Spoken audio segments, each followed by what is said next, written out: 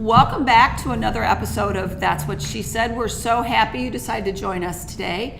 Let's introduce the panel for today. Carrie Rosso. Sara Balgoyen. Jeanette Jerzik. And I'm Carol Wackerlin, and we are glad you're here. We've got a really interesting topic for you today. Sara is our special guest. Sara, would you like to tell us a little bit about yourself and how you came to this table?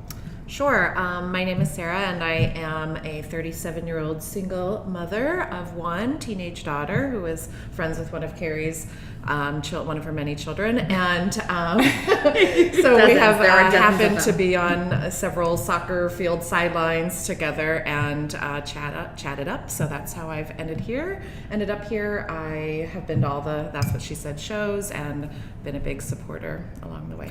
Well, tell us a little bit about what you do when you're not at home with your daughter. Tell us a little bit about what your day job is. Sure. So I am the executive director of a statewide nonprofit called the Illinois Balanced and Restorative Justice Project. We provide training and education around restorative justice for adults and youth who are involved in the justice system and the people who work with them, as well as schools and communities organizations. So what does restorative justice mean? I'm not quite sure what that would be. So it's kind of an alternative to the typical punitive justice system in our country, where the focus is really on repairing the harm that's been caused and restoring any relationships that are broken. So victims and offenders come together, and in Illinois it's primarily focused in the juvenile system and as well as in schools now, as ways to help kids learn from the harms that they've caused and for those who have been harmed so that they can receive the healing needed and a way to hold people accountable for causing those harms. No. So there's a face attached What to types it. of crimes are you specifically dealing with? Like, how severe does it get when you guys get involved? So in Champaign, for example, it's misdemeanors primarily, and there's something called a peer jury here in Champaign where kids are referred from the state's attorney's office that are first or second time offenders, and it's minor offenses that have some harm though on a business or a person or a group, and they come together with people of their own age and decide how they're going to resolve it and how they're going to make it right. And that's the big thing, is creating a learning experience of like, how are you going to make things right? Because as mothers, you guys probably all know this is what we want to do for our young people, right? To keep it from happening again. To keep it from happening again. And empathy, right? Can you share with us, do you have any certain stories you can share with us, without mentioning names, of course, that really have impacted you over the years? Yeah, so one good example of the way I've been describing it right now to you guys is there was a couple of young boys who were shooting a BB gun as cars were passing by on a road, and one of the BBs went through a car window and through a car seat in the back seat of a woman's vehicle. Thankfully, her child was not in the car seat at the time, but so when she came to the restorative justice conference, she brought along her, then 5 or 6 year old who would have been sitting in that booster seat and said, this is who could have been hit by your BB gun.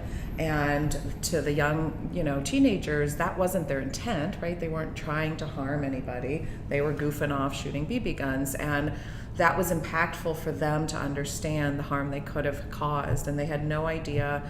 Again, the mother was she needed to know and needed them to know that this could have hurt her baby, and that was really impactful for them. They paid restitution. They learned about gun safety. There was all these things they had to do, and that was an impactful. What kind of effect do you think that had on that 5 or 7 year old, whoever was going to be in that seat that wasn't? If that child was in on the discussion, on the negotiation, or whatever you call it, what kind of impact long term do you think that would have had on him? Well, the hopes is that he would have learned a little bit about how, as a community, we're going to make things right, that we all make mistakes.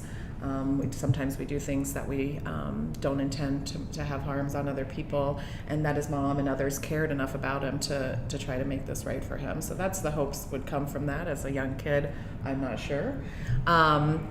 And then just recently I went on a trip to London, England, and went out on the coast a little bit to a place called Hull, England, that's been a restorative city for about 10 years. And we went to a school there that was, they call up to year 6, so like K through 5. And we sat in circle with a bunch of 10-year-olds who said that it's been impacting their life. They use it with their siblings at home. They use it when they're in an argument with their parents. They take these practices and they use these questions and they think about empathy and how others would feel, so it's affecting their whole life. I think I might accidentally use restorative justice Yes. without knowing Yes. it because I have a 2 and a 3-year-old, and we use the phrase, let's make it right. How are we going to make this better? All the time, to allow them to make choices. You know, what you did that hurt your sister, that hurt your mommy, that wasn't what you wanted to do, but that's what happened. So how do we fix it? How do we make it better? Fortunately, in our house, it just involves a lot of hugs and kisses and saying sorry, and everything's all better, and it isn't more severe than that. But yeah, we're grateful we get that chance to interact and use that at such a young age. Hopefully that'll stick with her. But I guess I never knew that this was a regular practice. It had a name. Yeah. Right. Well, I think most people don't. When they come into this, they're like, oh yeah, that is part of our daily life. I never even heard the term before. Yeah. It makes total sense. Yeah. And in other countries, it's the norm in their justice system. So, the big thing for us in America is we've gotten away from that, how we interact with each other, our community, our neighbors, our friends, because that's what we would do if we harmed anybody we know or we're in relationship with. We've gotten away from that, and we've gotten to this, like, how can I punish them? Who am I going to punish? How hard and long can I punish them? And then somehow that makes us feel better, but it's not working. So I think what's so, for me, the takeaway when I've listened to you talk about it is the connection part of it, and it's easy to be angry or to live in fear of the unknown. And it's hard to have hate in your heart or fear if you've sat across from someone. And back to stories, you heard their story, how they wound up there, what the intent was for both sides, to see each other and to see, one, if you're on that side, wow, I really frightened this person, hurt this person, whatever it may be, and then to hear it on the other side. I didn't intend. We didn't think. We were shooting BB guns. We were not intending. right. We didn't think about a car seat. So is this mainly with juveniles, or is this for adults too? It is for adults too. In Illinois, the legislation is around juveniles and allows for counties and probation offices to utilize this as an alternative. And then when it's complete, then they don't get dragged up into the system, which we know is another harmful effect on people's lives.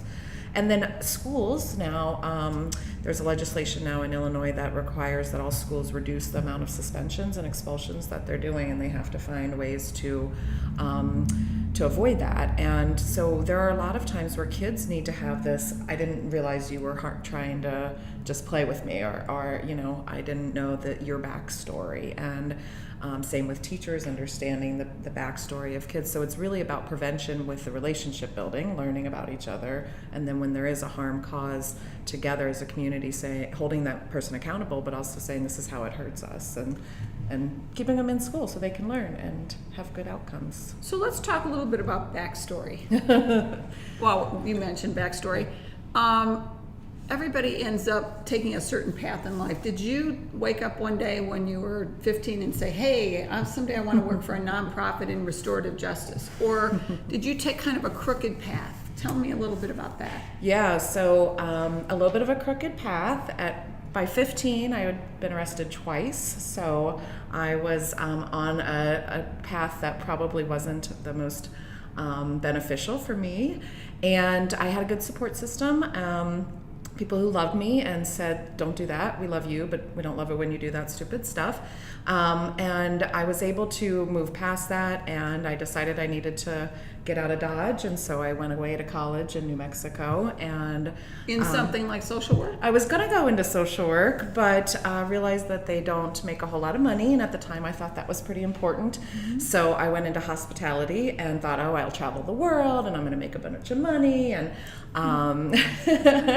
and then I graduated right after September 11th in the hospitality industry, and there was like no jobs. And so I ended up in rental cars, which was all right. And so I ended up managing businesses, and that was kind of what I did. And for about 8 years or so, that's primarily what I did in a variety of businesses. And one day I was looking in the ads and found this small nonprofit operations manager. And I thought, okay, well, I'll check that out. And I met with the then executive director. She told me about the work, and I said, that sounds pretty cool. And hey, there are kids that don't get the same opportunities that I got, right? And so I wanted to learn more. I did some research. They offered me the position in a fun way that was like, you're going to have to take a pay cut, and we don't have any benefits. Surprise! And it's grant funded, so if you want to keep having a job, you got to kind of keep finding money. And so you want this? Sure. And I had just gotten divorced and was like, oh, what can I do? I said, yep, sure, let's do it. Leap. And hopefully the net will appear. Carrie always says We that. like She's to not talk sure. about those Yes. moments. Yes. So I did, and that's been 7 years ago. We've continued to find funding, and now I'm the executive director, as the previous one retired, and still kind of the operations manager too. Never filled those shoes either. So I do the business stuff and the customer service and the marketing department, and I'm communications, and I'm financial, and I'm so I kind of do that all. So that hospitality degree really came in handy. It did eventually. Yeah, it did. So you basically do it all. I do. Yeah. And I love that when people's passion, when like all worlds collide, because I have sat on many sidelines with Sara and adored the person that she is, but then to hear her talk about this so passionately, and it made me then go home and Google, because when she told me, I was like, yeah, restorative justice, that is amazing. And then I went home and was like, restorative justice. I'm not sure what that is. Yeah. If you look at my Google history, I think I looked it up this week. Yeah, because I didn't know, but I thought, this is someone I adore, and this is something she's passionate about. I want to know. And so then I researched it, and then it changed the way I saw things. And then it's just like anything. Once you throw it out there, people either say, what is that? Or they go home and Google it. Yeah. Or people say, you know what, I've been involved with that in this way. Yeah. And it just spiders out. And I think a lot of that is just because of who you are and your transparency and passion and willingness to help people.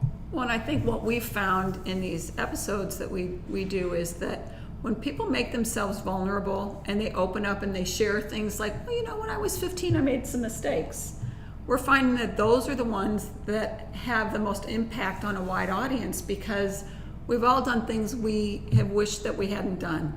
But when you can turn that around into doing something like you're doing, you find out that it's really the pain of your life that really has put you in a position where you can use that pain to do some good for other people. So I really appreciate you being vulnerable with us enough to share it, because it'll encourage the rest of us to do the same thing. So thank you. I appreciate that. And I think too, as I was able to look back down the road, it came to me that I also had a ton of privilege that came along with this, that there were friends that were on the same path as me at 15 that ended up in a different direction because they didn't have the support systems, or because of whatever biases that are in our community, that that just didn't turn out as good for them. And so I feel like it's part of my duty to utilize what I've been given as a gift and privilege. Yeah. Duty and privilege. So anyway, we thank you so much for being Thank here. you for that. And thank you for being with us today too.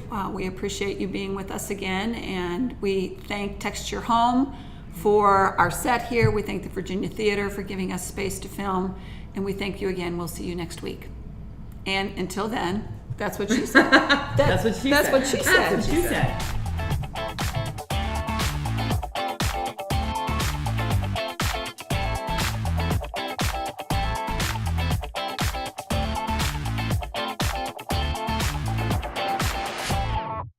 Thank you to the Virginia Theater for the She Said Studios, and thank you to Texture Home for making it look so pretty, and thank you to Columbia Street Roastery.